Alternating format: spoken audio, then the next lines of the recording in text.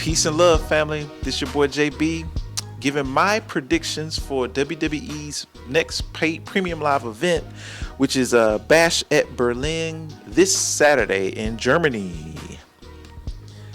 So my first match prediction: Women's Tag Team Championships, where the Unholy Union of Alba Fyre and Isla Dawn defend their tag team championships against Jade and Bianca Belair.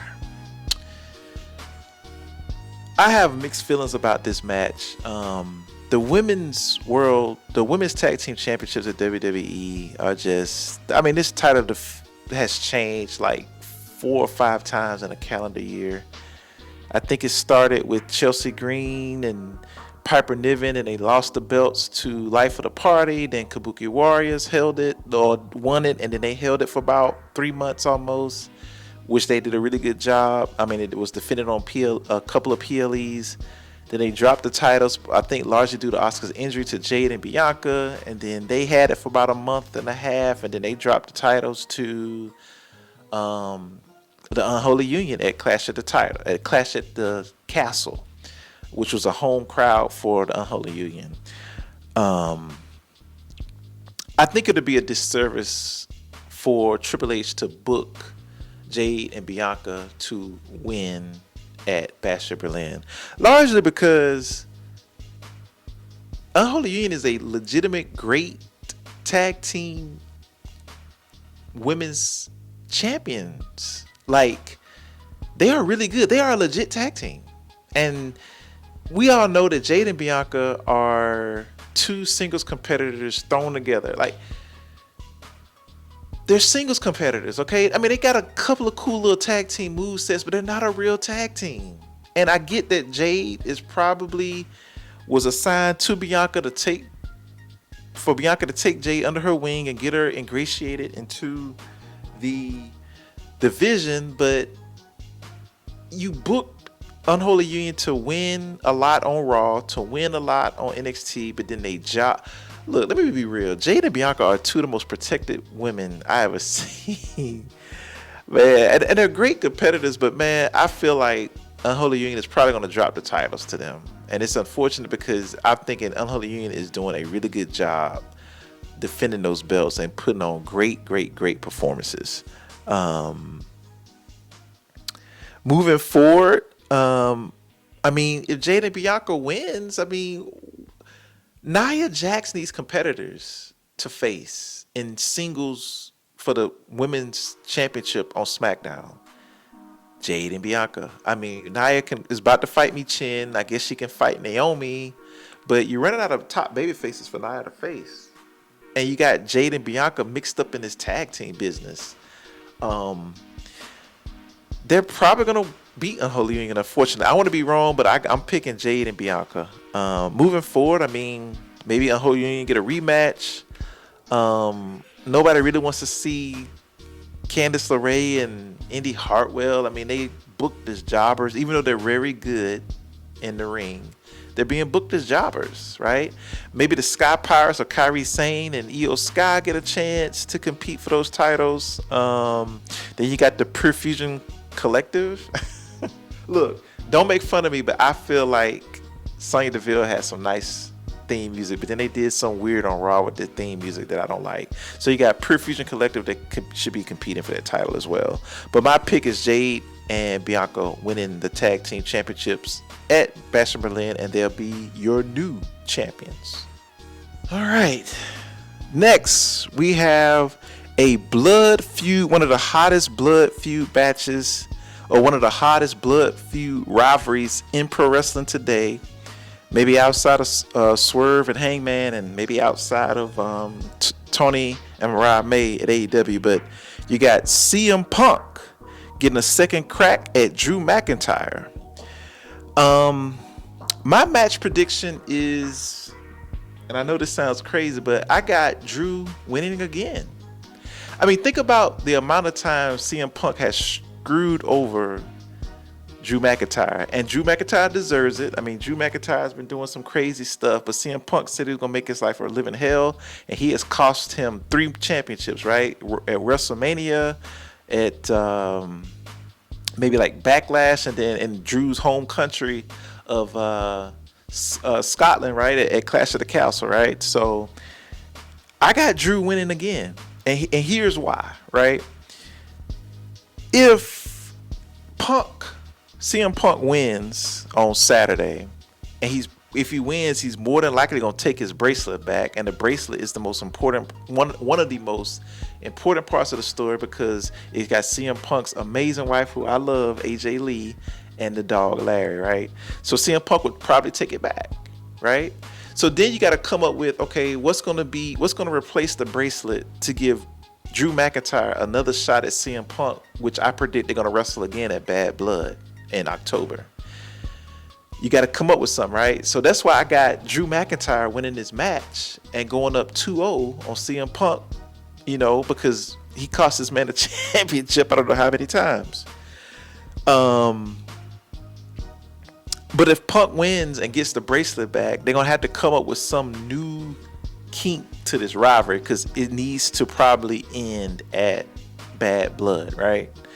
And then it'd be cool to see CM Punk struggles a little bit more to get the bracelet back. Of course, he wants to kick Drew McIntyre's ass, but he also wants to get the bracelet back. So him struggling a little bit more to get it, and then the climax is him getting it at Bad Blood in Atlanta in October, would be fitting. But I'm picking Drew McIntyre to win this match and go up 2-0. And another reason, like moving forward, I want this feud to end probably around Bad Blood, is because Gunther needs some competition, right?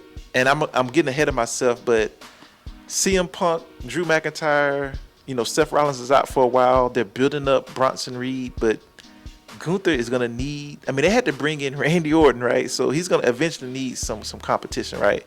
So this feud probably needs to end around Bad Blood. My next match prediction is a mixed tag team match with the Judgment Day versus the Terror Twins, right?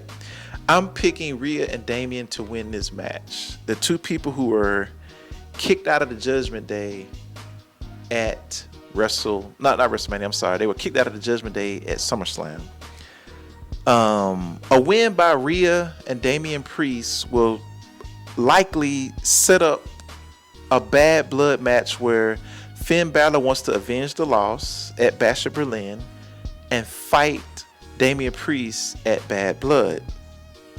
This also sets up another Liv Rhea match at Bad Blood as well. These would be two of the most obvious blood feud matches you need to have at Bad Blood. It's called Bad Blood. So Rhea and Damian winning will set that up, because if those two, if Judgment Day wins, it kind of takes the fizz out, right? So you want Rhea and Damian to win that match. Judgment Day want to avenge it. Give Liv and Rhea again from the WrestleMania rematch, and then give Damian and Finn Balor a blood feud at Bad Blood. I don't think this feud, right, now that I'm picking the match, I don't think this feud should go past Crown Jewel. I don't know what they want to do with Survivor Series and how you want to get these wrestlers that's in this match involved, but this needs to end by Bad Blood or Crown Jewel with Rhea and Liv, right? And here's why. Rhea, for the most part, is mainly just involved in Judgment Day business, and it's obvious, right? But she only kind of involves herself in the men's division. She doesn't really involve herself in the rest of the women's division outside of Liv Morgan. And it's been this way, right, for a little bit, right? So Rhea needs to get more acclimated and involved with the rest of the women's division, because they're really just the women's roster on Raw is living off this Liv Rhea storyline. It's time to build up other people. Like, since Riv has been back, it pushed Lyra Valkyria all the way to the bottom, and now she's in catering. Where's Lyra Valkyria? Where's Kiana James?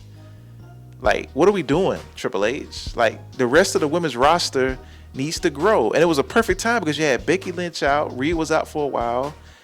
Lyra Valkyria, you shot her up to face Nia at King of the Ring, but what are we doing? Like, we got to build up more top heels, more baby faces. Like, do something with Kairi Sane. Kairi Sane is gaining momentum. Like I said, Kiana James, start developing her. There's so much you can do, right? But the roster needs to get developed. The rest of that roster needs to get developed. Maybe Io Sky get another shot. Io Sky's a brilliant wrestler. She's a former champion.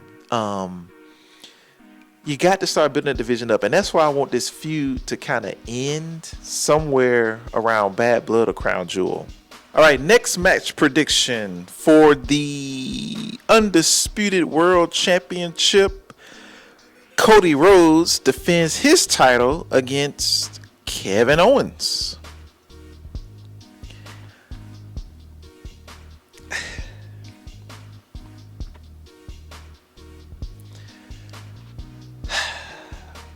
I'm going to try to be as unbiased as I can.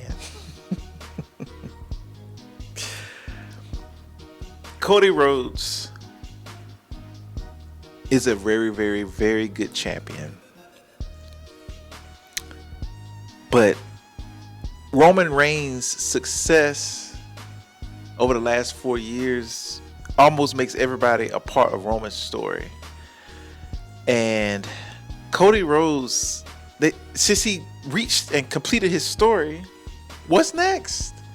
He defeated Roman Reigns, ended one of the longest reigns in history, and then since then, the 1 month feuds with Logan Paul, with AJ Styles, and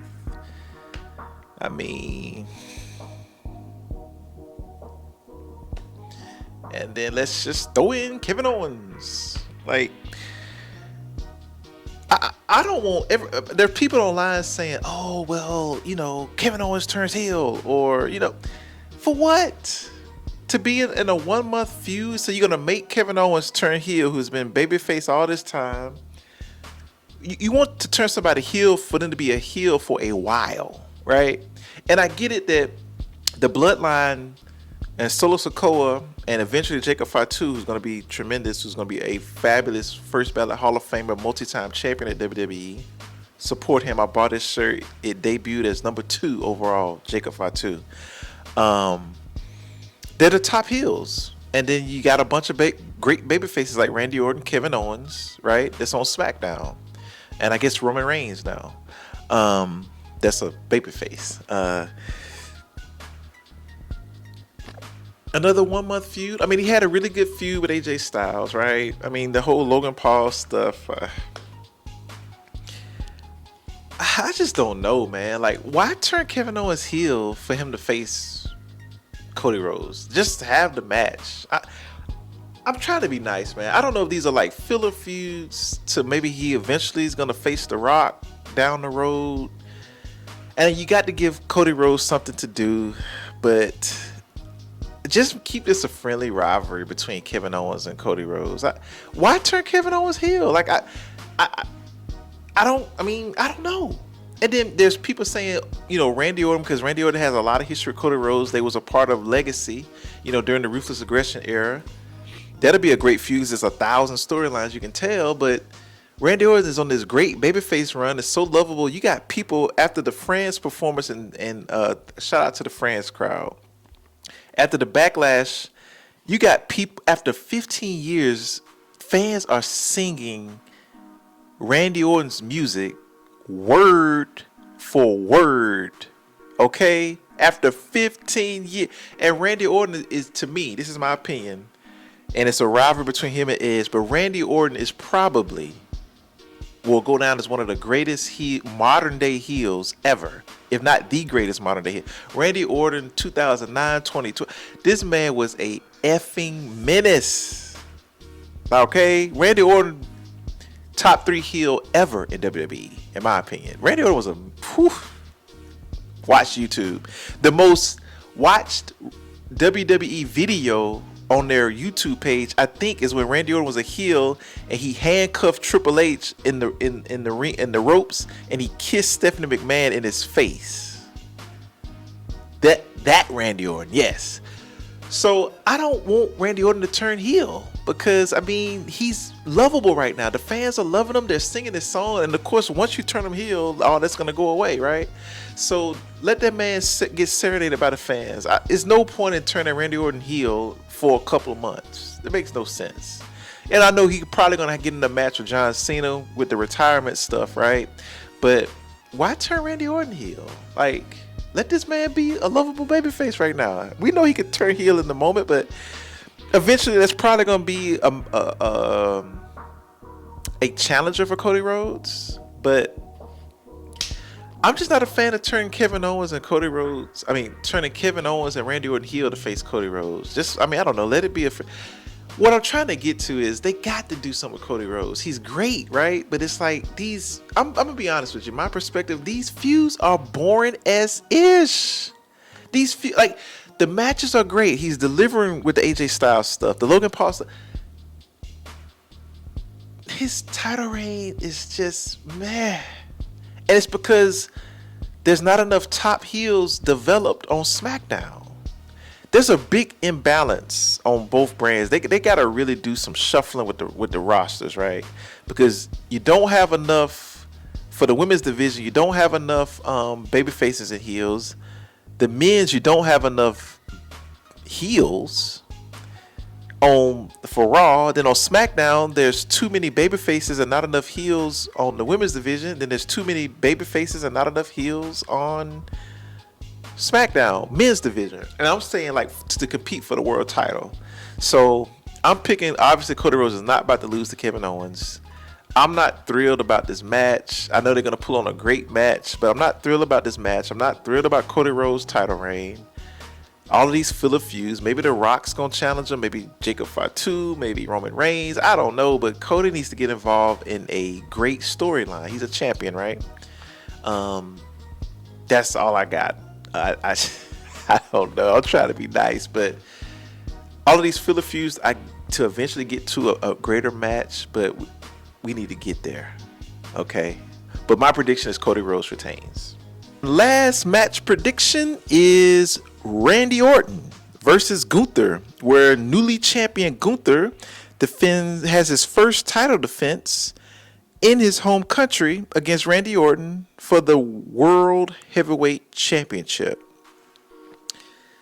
Even though I know the outcome, and I'm picking Gunther to retain. He's not about to drop his belt when he just won it at SummerSlam.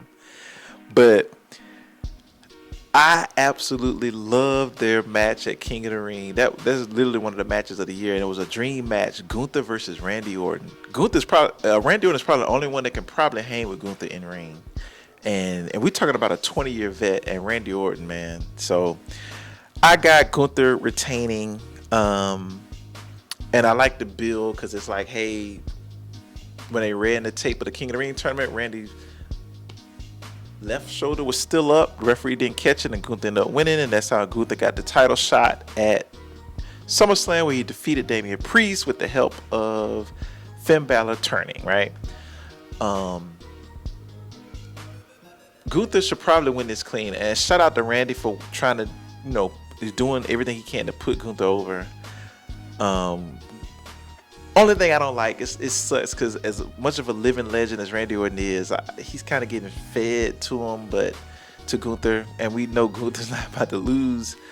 I don't like that part, but I think that was the only option Triple H had. You had to literally pull Randy Orton from, which they do have a story, so I'm not knocking that. They had a story, but you had to pull Randy Orton from SmackDown to challenge Gunther in his home country.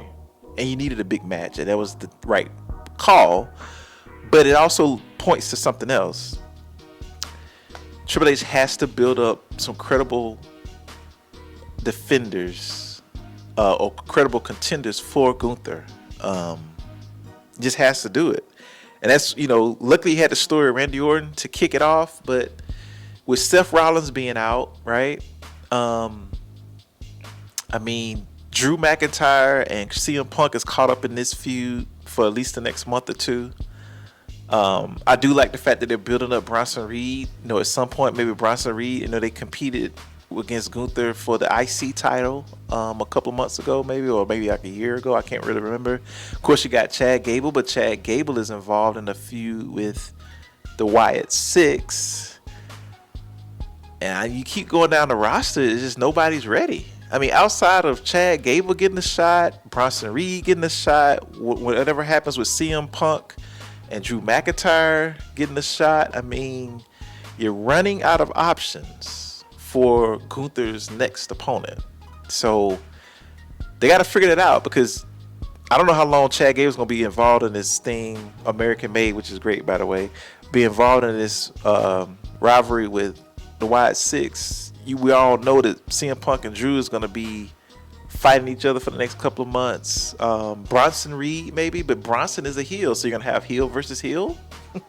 So I don't know. They got to start thinking about the Jey Uso, but then, Gunther's already defeated Jey Uso. And then it looks like Jey Uso wants to go after the IC title, right? And then Sami Zayn, they may get involved in some tag team stuff with Jey Uso. I don't know what's going on there. But then you do have Ilya Dragunov, the Mad Dragon, who has I think they just released on the WWE Vault when they was in NXT UK NXT UK. Please go watch Gunther versus Mad Dragon. You would think that would just go watch. I don't even want to spoil it. So at some point, I think Ilya should challenge. And then, Braun Breaker, he's IC Championship now, but it'll be cool at some point if Gunther still has the belt and Braun has dropped the belt, that Braun gets a shot at Gunther. And I'm thinking about matches moving forward. But for right now, Randy Orton is the perfect candidate, but then Triple H got to spin his wheels quick and start getting challenges for Gunther, right?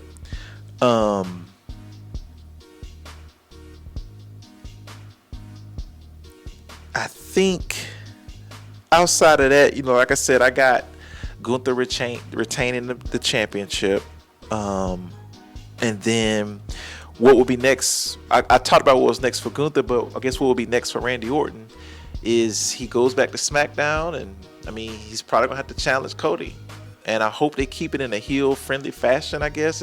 I just don't want Randy Orton to turn heel right now. Why? I mean, I don't know. Why turn Randy Orton heel? I mean, this is just my opinion. Not saying Randy's going to be a fantastic heel if he ever decides to turn, but I mean, it's going to be a great story with Cody and Randy, right? But I don't know how they're going to play that out. I would just keep Randy a face, have it like a little friendly rivalry between the two. But I do feel at some point, because Randy has been doing such great work, I think some people online were saying, man, Randy was losing all these matches, right, at PLEs. Randy's at that part of his career where he's paying it back. He's putting people over. I mean, he's been in the game for 20 plus years. I mean, he's trying to, he Carmelo Hayes has a roll-up pin on Randy Orton, okay? So this dude is giving back to the young guys. I just feel that it's so much Triple H has to do, right? Because you got Roman Reigns, who's eventually going to get back in the fold, but he got to deal with his family stuff, right? But then eventually he's going to want a title shot. So, Gunther, you definitely got to get some people lined up for Gunther after this win against Randy Orton. But overall, I'm excited for the Premium Live event, even though most of the matches are going to be predictable. I got the only title change is being the women's championship tag team titles, but everybody else is retaining. And I hope that just some stories get strengthened. My expectation is I'm not looking for a whole lot of surprise bookings. I'm just looking for stories getting strengthened leading on to the rest of the year. That's my expectation. I hope that's what everybody else's is. There's not going to be some surprise bookings. I can't anticipate any surprise appearances at Bash at Berlin.